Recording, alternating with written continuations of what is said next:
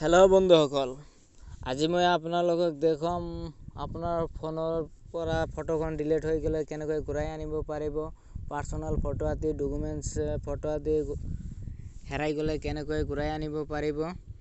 আপোনাৰ এই 1 বছৰ 2 বছৰ হৈ গৈছে সেইবোৰ ফটো কেনেকৈ আনিব, ইয়াৰ বাবে এটা এপ ডাউনলোড কৰি ল'ব। এই এপটো ডাউনলোড কেনেকৈ কৰিব মই পিছত দেখুৱাই আছোঁ। এপটোৰ কাম কি, এই এপটো দেখি লওক। ইয়াত আপোনালোকে ইয়াত সাৰ্চ অপশন আহি যাব, ইয়াত ক্লিক কৰি দিব।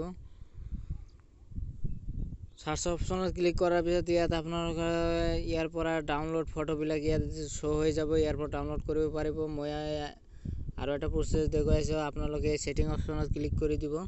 দিয়াৰ পিছত আপোনালোকে ইয়াৰ পৰা কিমান ফটো ল'ব খোজে সিমানবোৰ ফটো ল'ব পাৰিব। মই ইয়াৰ পৰা 100 ফটো মাৰিছোঁ। ইয়াৰ পৰা আপোনালোকে ডেট মাৰি দিব পাৰিব। ইয়াৰ পৰা ডেট মাৰি দিয়ক, কিমান তাৰিখৰ পৰা কিমান তাৰিখলৈ আপোনাৰ ফটো ডিলিট হৈ গৈছে। ইয়াত আপোনাৰ সকলোবোৰ বস্তু এলাউ কৰি দিব। দিয়াৰ পিছত ইয়াত ডেট মাৰি ল'ব। মই 19ৰ ফটো মাৰিছোঁ, 2019ৰ পৰা 20 লৈকে। ইয়াত মই 20 লৈকে ইয়াত অ'কে কৰি দিব। দিয়াৰ পিছত আপোনালোকে ইয়াৰ পৰা দেখিবলৈ পাইছে যে যিবোৰ ফটো ডিলিট হৈ গৈছিল সেইবোৰ ফটো আহি গৈছে। আপোনালোকে যদি ইয়াৰ পৰা 16, 18 চনৰ ফটোবিলাক যদি ল'ব খোজে তেনেহ'লে এনেকৈ আপোনালোকে 18, 16 এনেকৈ মই 18 আগষ্ট দেখুৱাইছোঁ। ইয়াৰ পৰা মই 20 লৈকে ক্লিক কৰিছোঁ।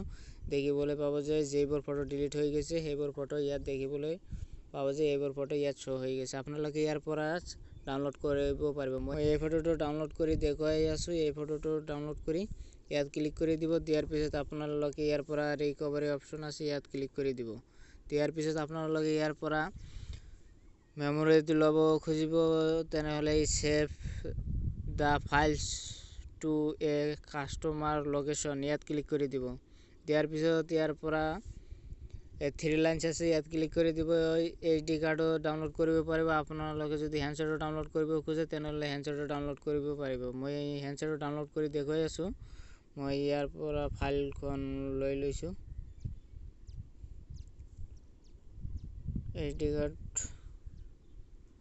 সিলেক্ট এটা ফাইল ইয়াতে ক্লিক কৰি দিছোঁ। দিয়াৰ পিছত দেখিবলৈ পাইছে যে ডাউনলোড হৈ গৈছে।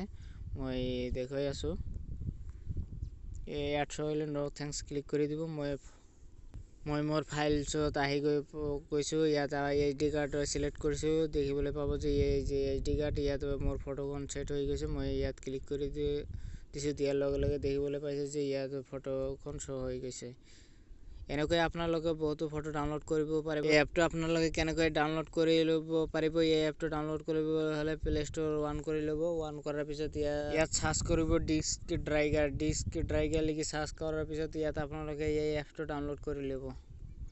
আজি ইমানলৈকে মোৰ ভিডিঅ'বিলাক ভাল লাগিলে লাইক কৰি দিব, কমেণ্ট কৰি দিব আৰু নতুন নতুন ভিডিঅ' পাবলৈ মোৰ চেনেলটো ছাবস্ক্ৰাইব কৰি দিব।